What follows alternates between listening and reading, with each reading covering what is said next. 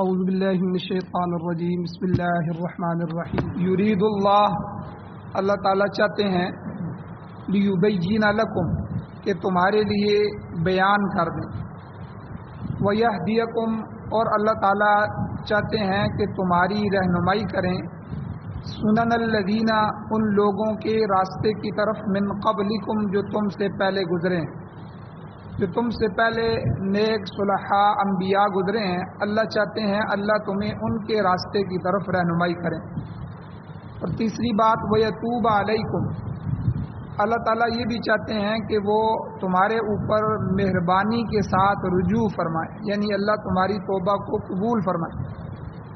واللہ علیم حکیم، اور اللہ تعالیٰ جاننے والا ہے، علم والا ہے، حکیم حکمت والا ہے۔ اور اللہ کیا چاہتے ہیں، واللہ یرید، اور اللہ تعالیٰ یہ بھی چاہتے ہیں ان یتوب علیکم کہ تم پر رجوع فرمائے، تم توبہ کرو اور وہ تمہاری توبہ کو قبول کرے۔ لیکن ویرید الذین، وہ لوگ چاہتے ہیں کہ یتبعون الشہوات، جو شہوات والی زندگی گزار رہے ہیں، جو خواہشات کی اتباع کر رہے ہیں، جو خواہشات کے پیچھے لگے ہوئے ہیں، وہ چاہتے ہیں کہ ان تمیلوا میلا عظیما، کہ تم پھر جاؤ ایک بڑا پھر جانا، یعنی جس راستے پہ جا رہے ہو نیکی کے راستے سے، اس راستے سے پھر جاؤ، گمراہ ہو جاؤ۔ اور اللہ تعالیٰ یرید اللہ تعالیٰ یہ بھی چاہتے ہیں ان یخفف عنکم، کہ اللہ تم سے تخفیف کر دے، یعنی تمہیں ہلکا پھلکا کر دے۔ وَخُلِقَ الْإِنسَانُ ضَعِيفًا، اور انسان بہت کمزور پیدا کیا گیا۔ سورۃ النساء پارہ نمبر 5، سورت نمبر 4 اور آیت نمبر 26، 27 اور 28، یہ 3 آیتیں آج کے درس میں تلاوت ہوئی ہیں۔ آپ حضرات نے اس کا ترجمہ سماعت فرمایا۔ سب سے پہلے ربط آیات، ان آیتوں کا پچھلی آیتوں کے ساتھ کیا ربط ہے، کیا تعلق؟ گزشتہ جو درس گزرے ہیں، گزشتہ دروس میں اللہ تعالیٰ نے محرمات نکاح کا ذکر فرمایا، وہ رشتے کہ جو ہمیشہ کے لیے حرام قرار دیے گئے ہیں، ان سے نکاح نہیں ہو سکتا، یا جو وقتی حرام قرار دیے گئے ہیں، تو وہ محرمات نکاح، ان کا اللہ تعالیٰ نے ذکر فرمایا۔ پھر اس کے بعد اللہ تعالیٰ نے غلام عورتوں یعنی لونڈیوں کے ساتھ نکاح کرنے کی اجازت مرحمت فرمائی، اور پھر اس اجازت میں اللہ نے جو حکمت تھی وہ حکمت بھی بیان فرما دی۔ اس کے بعد اللہ تعالیٰ نے مخلوق پر اپنا جو احسان ہے اللہ کا، اس احسان کا ذکر فرمایا، اور حلال اور حرام سے جو متعلقہ احکامات ہیں ان کو بیان فرمایا، اور ان کی حکمت بیان فرمائی کہ اللہ نے حلال کو کیوں حلال کرایا اور حرام کو کیوں حرام کرا دیا۔ اب اس درس میں اللہ تعالیٰ کہتے ہیں، ارشاد ہوتا ہے یرید اللہ، لوگوں اللہ تعالیٰ کیا چاہتے ہیں؟ اللہ چاہتے ہیں لیبین لکم، سب سے پہلی بات کہ تاکہ وہ بیان کر دے تمہارے لیے وہ چیزیں جو تمہارے لیے حلال ہیں اور حرام ہیں۔ جو بھی حرام ہیں یا حلال ہیں، اللہ ان کو تمہارے اوپر بیان کرنا چاہتے ہیں، کھولنا چاہتے ہیں۔ اللہ تعالیٰ تمہیں وہ باتیں بھی بتانا چاہتا ہے جو تمہارے ساتھ مناسبت رکھتی ہیں اور جن باتوں میں تمہارا فائدہ ہے، اور اللہ وہ باتیں بھی بتانا چاہتے ہیں جن سے بچنا بھی تمہارے لیے ضروری ہے، اور یہ اللہ تعالیٰ کا خاص احسان ہے اور اس کی مہربانی ہے کہ وہ ہمارے فائدے کی باتیں بیان کرتا ہے تاکہ ہم انہیں اختیار کر لیں، اور نقصان دہ باتیں بھی اللہ بیان فرماتے ہیں تاکہ ان امور سے ہم بچ جائیں۔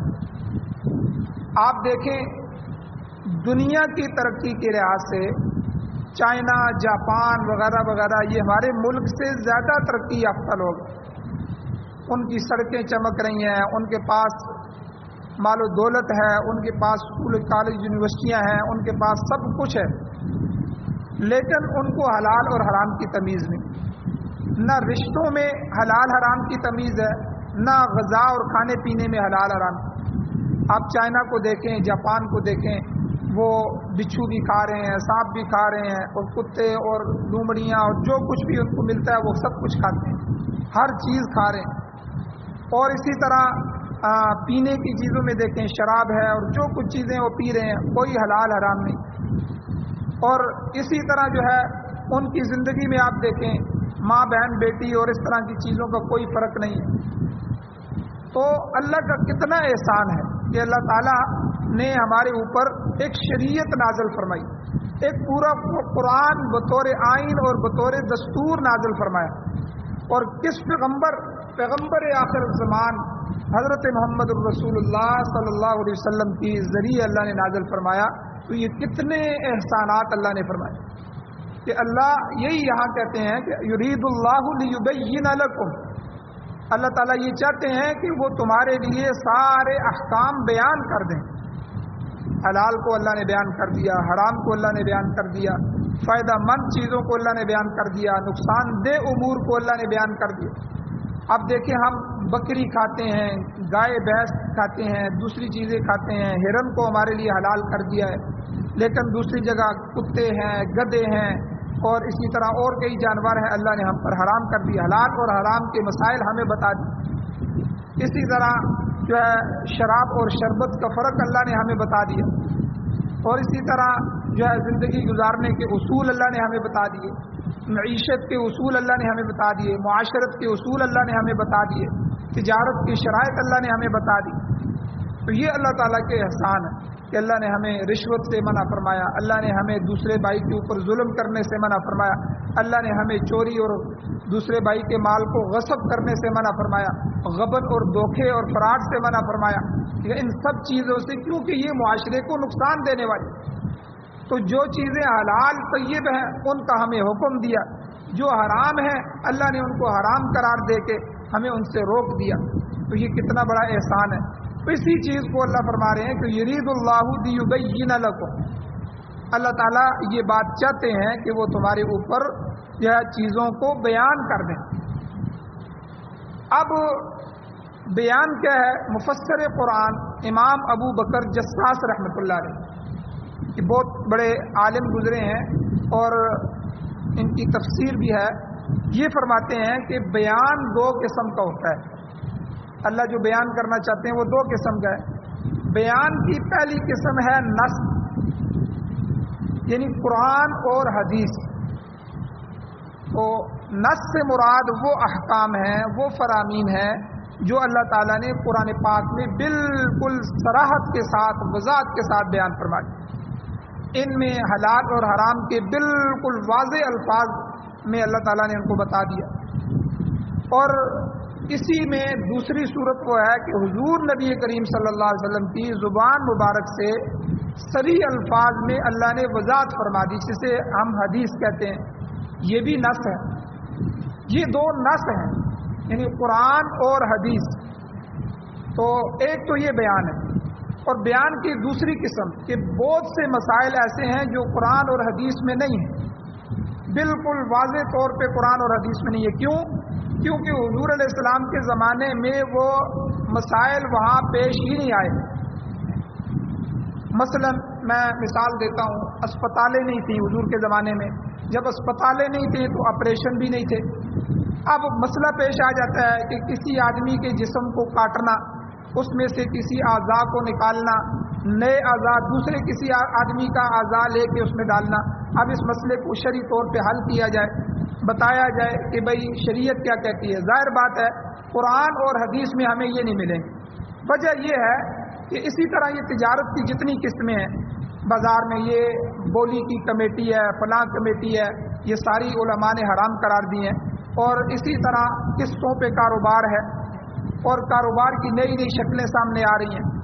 اور اسی طرح جو بلڈ بینک ہیں، ایک آدمی کا خون دوسرے آدمی کو لگانا. حضور کے زمانے میں تو ایک آدمی کا خون دوسرے آدمی کو نہیں لگایا جاتا تھا، بلکہ خون کو تو حرام قرار دیا گیا.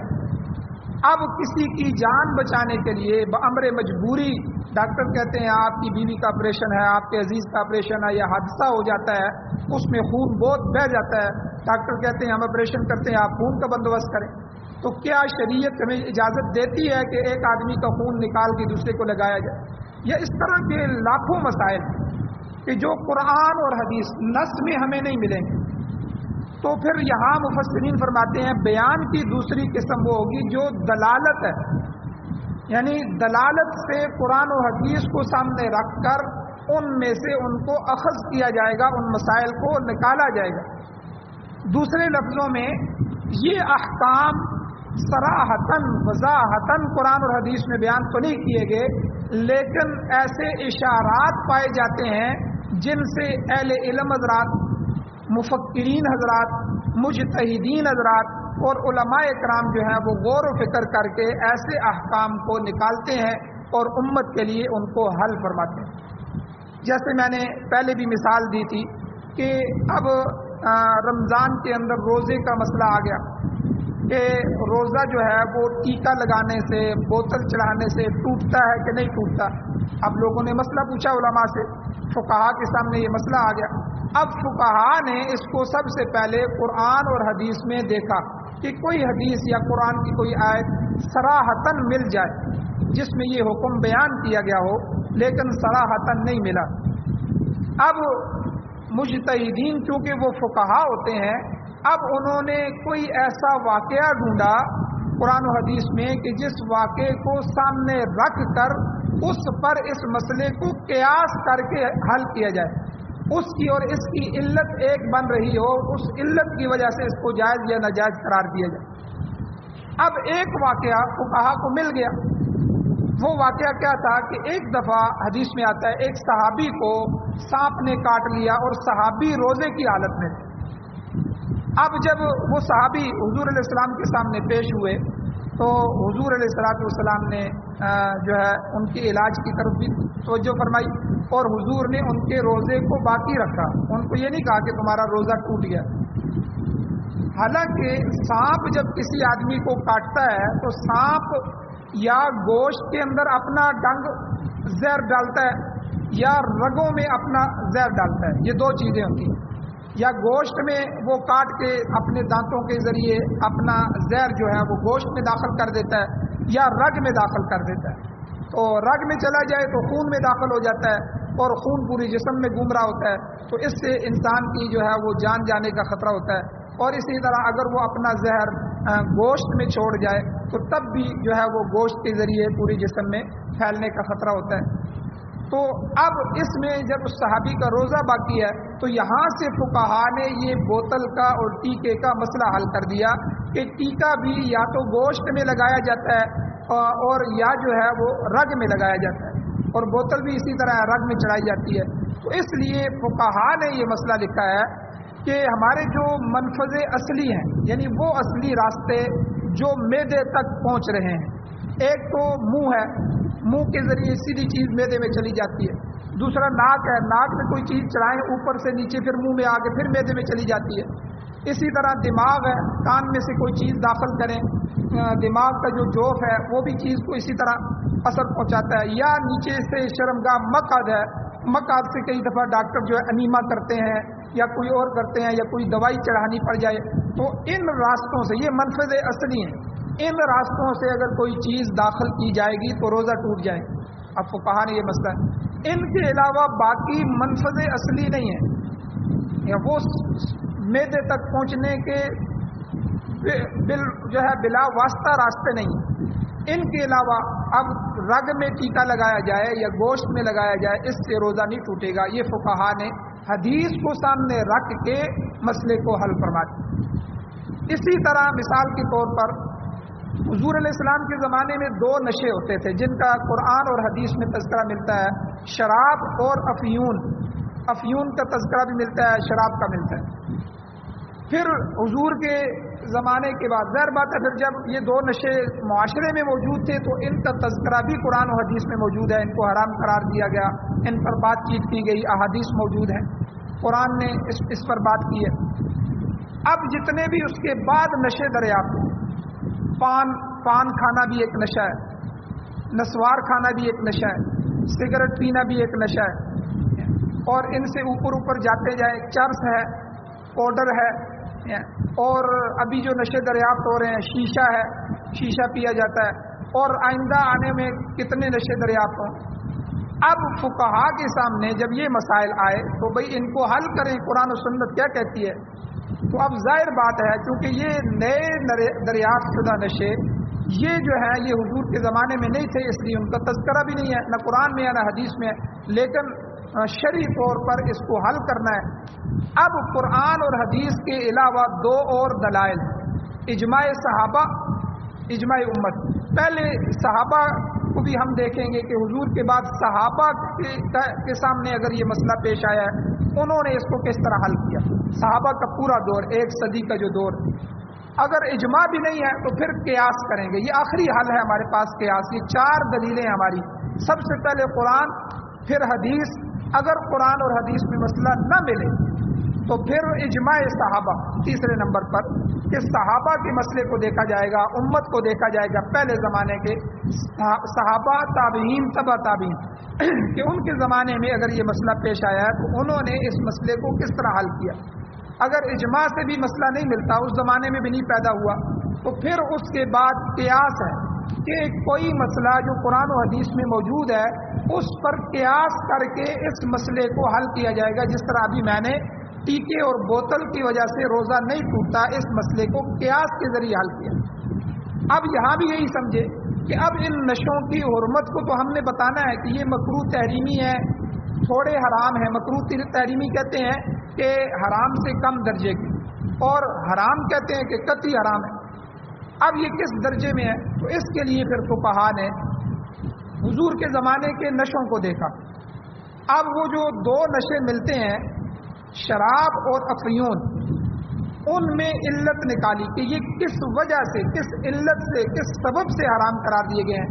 ان میں سبب پایا جاتا ہے نشہ، کہ بندہ ان کو پینے سے، ان کو استعمال، افیون کے استعمال سے، شراب کے استعمال سے اتنا نشے میں آ جاتا ہے کہ وہ اپنے حواس باختہ ہو جاتا ہے، اس کی عقل معاف ہو جاتی ہے، ماں بہن کے فرق کو آہستہ آہستہ ختم کر دیتا ہے، گالیاں بکنا شروع کر دیتا ہے، اور لڑائی جھگڑے شروع کر دیتا ہے۔ شرابی آدمی کی یہ حالت ہوتی ہے۔ تو اس لیے اتنا نشہ کسی چیز میں بھی آ جائے گا کہ جو انسان کے حواس کو ختم کر دے، یا اس کی جو ہے معاشرے میں اس کی تکریم و عزت پر داغ ڈال دے، اور اس کے جو ہے پہچاننا نہ پہچاننے کی جو حس ہے وہ متاثر ہو جائے، اور ماں بہن کی فرق کو متاثر کر دے، لڑائی جھگڑا شروع کر دے، یا جو ہے اس کی وجہ سے اس کا دماغ متاثر ہو جائے، اس نشے کو ہم اسی طرح حرام کریں گے جس طرح حضور کے زمانے کے یہ نشے جو ہے شراب اور افیون حرام۔ یہ اس پر قیاس کر کے فقہا نے اس کا حکم نکال دیا، ورنہ قرآن اور حدیث میں وہ ہمیں واضح نہیں ملیں گے ان کا حکم۔ اب سگریٹ کا حکم نہیں ملے گا، سگریٹ کو ابھی 2-3 صدیاں ہوئی ہیں، انگریز نے ایجاد کیا تھا، اور 1400 سال پہلے قرآن حدیث میں اس کا نہیں ملے۔ تو اس لیے یہ مسئلے فقہا نے پھر حل کیے ہیں قیاس کے ذریعے، کہ وہاں سے کوئی حکم لیا جو حضور کے زمانے میں موجود تھا، اسی حکم پر ان نئی چیزوں کو قیاس کیا۔ تو یہ 4 علتیں ہمارے ہاں بن جاتی ہیں، 4 دلائل بن جاتے ہیں کہ سب سے پہلے اول نمبر پر قرآن و حدیث ہے، کہ قرآن سے مسئلہ دیکھا جائے، حدیث پر بھی قرآن سے پہلے ہے کہ قرآن سے مسئلہ حل ہو جائے۔ تو قرآن سے اگر حل ہو جائے تو پھر حدیث میں ہم تعویل کریں گے، حدیث میں اگر اس کی مخالف حدیث آ جائے پھر ہم تعویل کریں گے کہ یہ شان نزول اس کا یہ ہے، اس سے پہلے کی ہے یا بعد میں ہے، یا اس کی وجہ نکالیں گے۔ اگر قرآن میں مسئلہ نہیں ہے پھر دوسرے نمبر پر ہمارے پاس دلیل ہے حدیث۔ تو اگر قرآن اور حدیث دونوں میں مسئلہ واضح نہیں تو پھر جا کے ہم جو ہے اجماع کی طرف جائیں گے۔ تیسری دلیل کہ اس میں ہم صحابہ اور امت، صحابہ، تابعین، تبع تابعین، پہلے جو 2-2.5 صدیاں ہیں، جو خیر کا زمانہ ہے، علم کا زمانہ ہے، جو تقوی کا زمانہ ہے، حضور کی قربت کا زمانہ ہے، ٹھیک ہے، اور صحابہ اور صحابہ کے شاگردوں کا زمانہ ہے، اس زمانے میں ان لوگوں کے سامنے اگر یہ مسئلہ پیش آیا ہے تو انہوں نے کس بات پہ اجماع کر لیا، اس پہ وہ جمع ہو گئے ہیں۔ تو کیونکہ وہ اللہ کے نبی نے فرمایا سب سے بہترین زمانہ میرا ہے، خیر القرون قرنی، حدیث میں آتا ہے۔ پھر حضور نے فرمایا ثم الذین یلونہم، پھر وہ زمانہ سب سے بہتر ہے جو میرے ساتھ ملا ہوا ہے۔ یعنی میرے اور صحابہ کا زمانہ، پھر صحابہ کے شاگردوں کا دوسرا زمانہ، پھر حضور نے فرمایا ثم الذین یلونہم، پھر وہ زمانہ سب سے بہتر ہے جو ان کے ساتھ ملا ہوا ہے، یعنی پھر صحابہ کے شاگردوں کے شاگرد یعنی تابعین اور تبع تابعین۔ تو یہ پہلے جو 2.5-3 صدیاں ہیں یہ علم کا زمانہ تھا، تقوی کا زمانہ تھا، ڈرنے والے لوگ تھے، اور صحابہ کے شاگردوں کے شاگرد تھے۔ تو اس لیے پھر اجماع کو دیکھا جائے گا، اجماع صحابہ اجماع امت کیا ہوئی۔ اگر ان کے زمانے میں بھی وہ مسئلہ نہیں ملتا ہے، جس طرح میں سگریٹ کی بات کر رہا ہوں، سگریٹ ان کے زمانے میں بھی نہیں تھا، نسوار ان کے زمانے میں بھی نہیں تھی، پان ان کے زمانے میں بھی نہیں تھی، یہ تو ان صدیوں میں ہوئی ہے۔ تو پھر جو ہے چوتھے نمبر پر قیاس، پھر فقہا اور مجتہدین اور علماء متبحرین علماء، ٹھیک ہے، جو اس معاملے میں پورے اہل علم ہوں، پھر وہ اس مسئلے کو قرآن و سنت اور ان چیزوں پر قیاس کر کے اس مسئلے کو حل کریں۔ تو یہاں 2 بیان ہو گئے جو اللہ تعالیٰ چاہتے ہیں، یرید اللہ لیبین لکم، اللہ چاہتے ہیں کہ تمہارے لیے ہر چیز کو بیان کر دیں۔ یہاں مفسرین اکرام اس جملے میں لکھتے ہیں، امام ابو بکر جساس رحمۃ اللہ علیہ، کہ یہاں بیان 2 قسم کا ہو گیا۔ ایک بیان تو نص ہے، نص سے مراد قرآن اور حدیث، یعنی اللہ نے قرآن پاک میں بالکل صراحتاً بیان فرما دیا، یا دوسری صورت کے حضور نبی کریم صلی اللہ علیہ وسلم کی زبان مبارک سے احادیث کی صورت میں صریح الفاظ میں اس مسئلے کی اللہ نے وضاحت فرما دی، اس کو نص کہتے ہیں۔ اور بیان کی دوسری قسم جو دلالت سے لی جاتی ہے کہ یہ احکام صراحتاً تو بیان نہیں ہوئے ہیں، مگر ایسے اشارات قرآن اور حدیث میں پائے جاتے ہیں جن سے اہل علم حضرات، مفکرین اور مجتہدین اور فقہاء اکرام جو ہے اور علماء اکرام غور و فکر کر کے ایسے احکام کو اخذ کرتے ہیں، نکالتے ہیں۔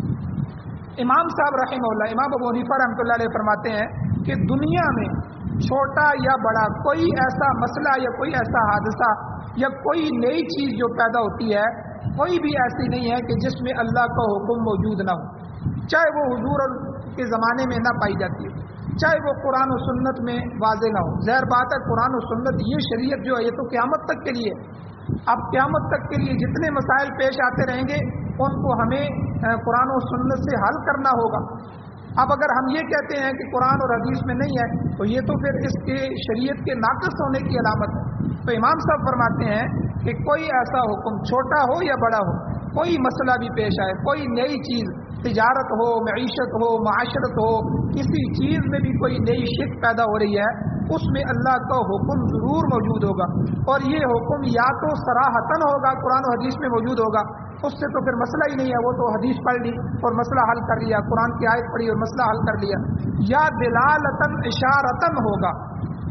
وہ فقہائی ہیں کہ جو پورے علم کو رکھتے ہیں اور وہ اس میں غوطہ لگائیں گے قرآن اور حدیث میں اور اس مسئلے کو وہاں سے نکالیں، اور ایسے حکم کو معلوم کرنا ہر شخص کا کام نہیں ہے۔ اس لیے اللہ تعالیٰ نے فرمایا قرآن مجید میں، فَاسْأَلُوا أَهْلَ الذِّكْرِ إِن كُنتُمْ لَا تَعْلَمُونَ، اگر تمہیں کسی بات کا علم نہیں ہے، تم سمجھ نہیں پاتے، تو اس کے جاننے والے، اس کا علم رکھنے والے جو اہل علم علماء ہیں ان سے جا کر پوچھ لو، تو یاد رکھنے والوں سے دریافت کرو، وہ تم کو بتائیں گے اس مسئلے کا حل کیا ہے۔ تو یہ 2 قسمیں ہیں بیان کی جو کہ اس ضمن میں بیان ہوئی ہیں اور فقہا نے اس کو بیان فرمایا۔ آگے دوسری بات اللہ تعالیٰ نے فرمائی ہے خصوصی رہنمائی کی، کہ اللہ تعالیٰ تمہاری خصوصی رہنمائی کرنا چاہتے ہیں اور انبیاء کا راستہ تمہیں بتانا چاہتے ہیں۔ انشاءاللہ کل کے درس میں اس پر بھی بات چیت ہوگی۔ اللہ تعالیٰ سے دعا ہے اللہ ہمیں عمل کی توفیق عطا فرمائے۔ آمین۔ الحمدللہ رب العالمین والعاقبۃ للمتقین والصلاۃ والسلام علی رسولہ النبی الامی الکریم۔ یا اللہ ہماری کمیوں کوتاہیوں کو معاف فرمائیے، درگزر فرمائیے، صغیرہ کبیرہ گناہوں کو معاف فرمائیے۔ یا اللہ قرآن و سنت پر عمل کرنے کی توفیق عطا فرمائیے، اس کو سننے، سمجھنے اور معاشرے میں لاگو کرنے کی توفیق عطا فرمائیے۔ یا اللہ پاکستان سمیت پوری دنیا میں قرآن و سنت کی بہاریں نصیب فرمائیے۔ یا اللہ ہم پر رحم فرمائیے، جو بیمار ہیں ان کو شفا عطا فرمائیے، جو مجبور لاچار پریشانیوں میں ہیں ان کی پریشانیوں کو ختم فرمائیے، مقروضوں کے قرضے پورا کرنے کے اسباب پیدا فرمائیے۔ یا اللہ ہم پر رحم فرمائیے، تمام دعاؤں کو قبول فرمائیے۔ صلی اللہ تعالیٰ علی خیر خلقہ محمد و آلہ و صحبہ